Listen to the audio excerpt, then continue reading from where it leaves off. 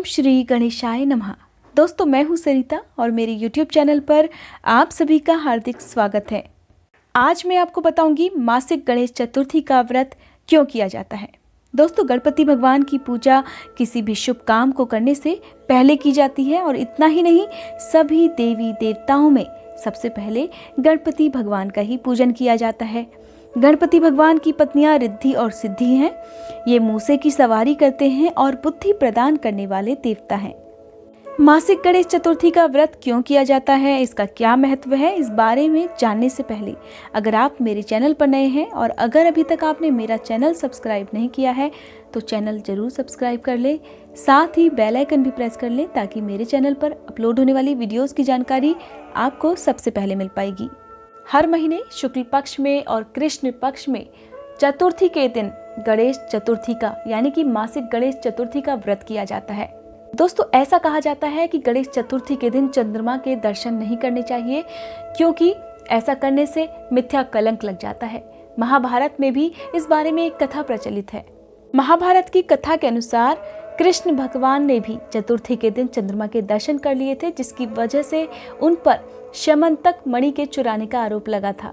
इसलिए चतुर्थी के दिन अगर आप गलती से चंद्रमा के दर्शन कर लेते हैं तो ऐसे में श्यमंतक मणि की कथा जो महाभारत में प्रचलित है, अगर आप उसे सुन लेते हैं तो मिथ्या कलंक का दोष दूर हो जाता है। दोस्तों, अब जानते हैं मासिक गणेश चतुर्थी की पूजा विधि। इसके लिए आप ब्रह्म मुहूर्त में उठकर स्नान कर लीजिए, साफ कपड़े पहन लीजिए। अगर आज के दिन आप पीले कपड़े पहनकर पूजा करेंगे तो और भी शुभ रहेगा। इसके बाद ऐसा कहकर व्रत का संकल्प लेना चाहिए, हे गणपति भगवान, आज मैं पूरे विधि विधान से आपका व्रत कर रही हूँ। अगर गलती से जाने अनजाने में मुझसे पूजा में या व्रत में जो भी गलती हो जाए उसके लिए मुझे माफ़ कीजिएगा और मेरी सभी मनोकामनाएं पूरी कीजिएगा। इसके बाद आप तांबे, सोने या मिट्टी से बनी हुई गणपति भगवान की प्रतिमा की पूजा करें, या तो आप घर पर भी गोबर से या मिट्टी से गणपति भगवान की मूर्ति बना सकते हैं और उसकी पूजा कर सकते हैं। अगर आप खुद ही गणपति भगवान की मूर्ति बना रहे हैं तो मूर्ति बनाने के बाद एक लोटा ले लीजिए, उसमें जल भर कर रख लीजिए और उस लोटे में आपको गणपति भगवान की यह मूर्ति स्थापित करनी है। लेकिन मूर्ति रखने से पहले आपको पीले रंग का साफ कपड़ा लोटे के मुंह पर रखना है, उसके बाद ही आपको उस पर प्रतिमा स्थापित करनी है।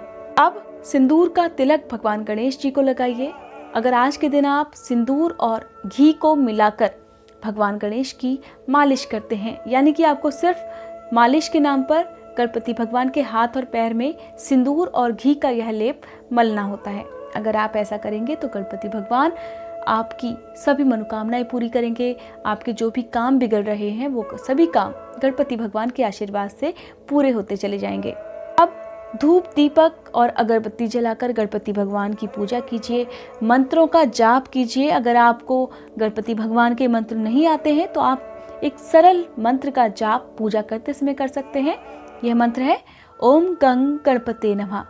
इस मंत्र का 108 बार जाप कीजिए, शुभ रहेगा। नहीं तो आप इस मंत्र को जब तक आप पूजा करते हैं तब तक जप करते रहिए। गणपति भगवान की व्रत कथा सुनिए और उसके बाद आरती कीजिए। आरती करने के बाद सबसे अंत में गणपति भगवान को भोग जरूर लगाइएगा।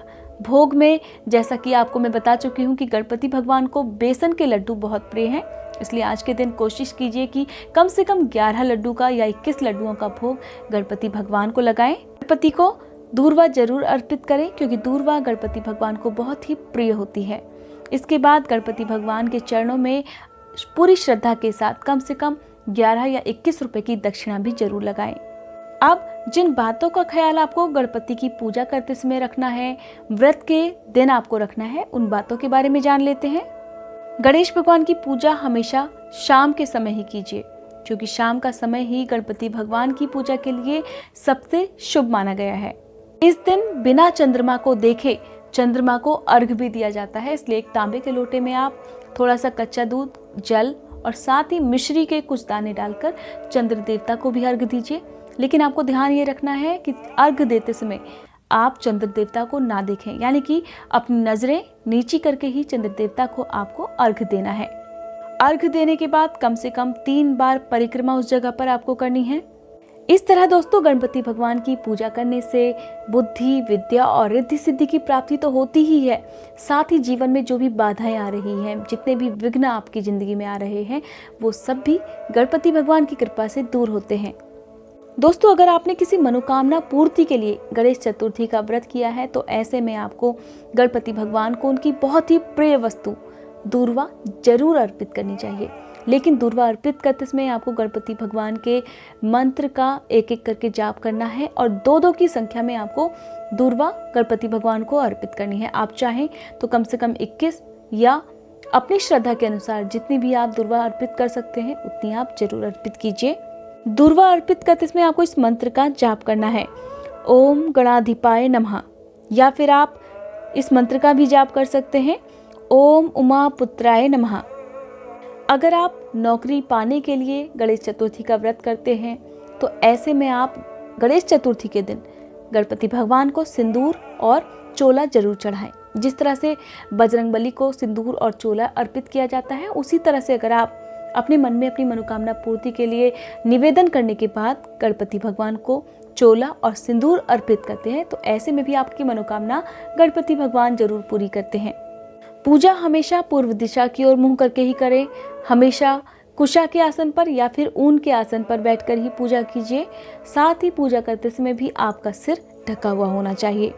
महिलाओं को हमेशा सिर ढककर और अपने बाल बांधकर ही पूजा करनी चाहिए। कभी भी पूजा करते समय आपके बाल खुले हुए ना हो, इस बात का आपको ख्याल रखना है। पुरुषों को हमेशा सिर पर रुमाल रखकर ही पूजा करना शुभ रहता है। खासकर जब भी आप गणपति भगवान की पूजा करते हैं, अपने सिर पर कोई भी पीले रंग का आप रुमाल रख सकते हैं या कोई भी कपड़ा आप अपने सिर पर रख सकते हैं। कहने का तात्पर्य है कि गणपति भगवान की पूजा कभी भी खुले सिर के साथ नहीं की जाती है। हमेशा आपका सिर पूजा करते समय ढका रहना चाहिए। दोस्तों गणेश चतुर्थी के दिन जो कथाएं सुनी जाती हैं उसकी वीडियो मेरे चैनल पर अपलोड है। अगर आप चाहें तो मेरे चैनल पर जाकर इन कथाओं को सुन सकते हैं। और अगर आपको आज की वीडियो पसंद आई हो तो लाइक करने के बाद कमेंट बॉक्स में गणपति भगवान की जय जरूर लिखिएगा।